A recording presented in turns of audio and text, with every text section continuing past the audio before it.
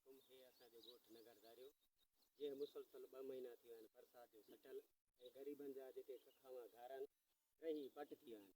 असांजा MNA MP Syed Murad Ali Shah अचनि था वॾनि वॾनि बगुलनि ऐं वॾनि वॾनि माण्हुनि सां मिली ॿाहिरियों पासो हलियो था वञे ऐं घटि मां घटि साईं मोहतरम वज़ीर आज़म शहबाज शरीफ़ सखर वियो आहे, बिलाल भुट्टो ज़रदारी सखर वियो आहे, छा यूसी दिगमला में ॻोठ न आहिनि। पीपल्स पार्टी 15 साल गवर्नमेंट कई आहे, पोइ 15 सालनि में छा असां पीपल्स पार्टी वर्कर न आहियूं? इहा हिननि खे ख़बर न आहे। ज़ाहिर आहे सिंध मां चढ़िया आहिनि न, सिंध में हिननि 15 साल गवर्नमेंट कई आहे, ॿाहिरियां मुल्कनि वारा हिन खे वोट कोन था ॾियनि। ऐं कम सां कमु ॾिसो था तव्हां क्रिकेट जो जेको मैदान आहे उहो सुकाइण जे लाइ हेलीकॉप्टर अचे थो, इंसाननि जूं जायूं वञनि थियूं यार। कम से कम इंसाननि जे जायुनि जो त हिफ़ाज़त कनि, छा गवर्नमेंट उहो बि नथी करे सघे?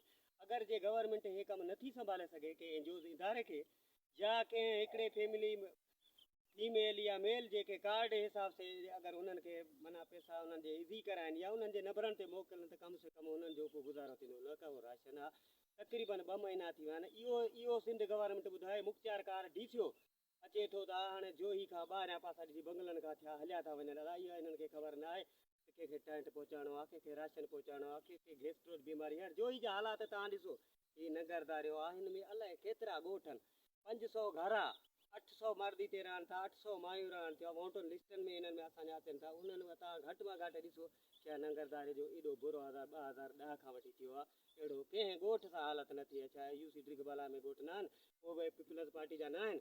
असांजा MP रहिया डॉक्टर मंज़ूर अली लेगारी, MNA असांजी डॉक्टर सजीला लेगारी, असांजो CM सलाहकार डॉक्टर बंदे अली लेगारी। अॼु ताईं असांजो रोड तव्हां ॾिसो, रोड रस्ता हींअर तक़रीबन असांजे काछे जो जेको रोड आहे यूसी दिगमला जो चौथों 5 ॾींहुं अॻु में त अगरि इहे खंडु या साईं ॿाहिरि चाॾे ढोरे खां माण्हू किरास करे असां दवा वठणु वेंदा, ऑटो वठणु, अॼु चौथों 5 ॾींहुं आहे। हाजी खान में तव्हां ॾिसो का भाॼी आहे, का बोती आहे, का दवा आहे, छा दा इंतज़ाम में सफ़ा लापरवाही करे वेठी आहे। मुख़्तियार कार जी ऑफिस ॾाढो वञे, मुख़्तियार कार कोन्हे।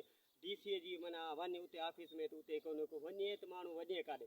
छा सैयद मुराद अली शाह अलाए किथे रहे थो? MNA MP घटि मां घटि इहो सोचनि था जो ही बंदि ते वञी असां पोइ मथे जेके ॻोठ आहिनि घटि मां घटि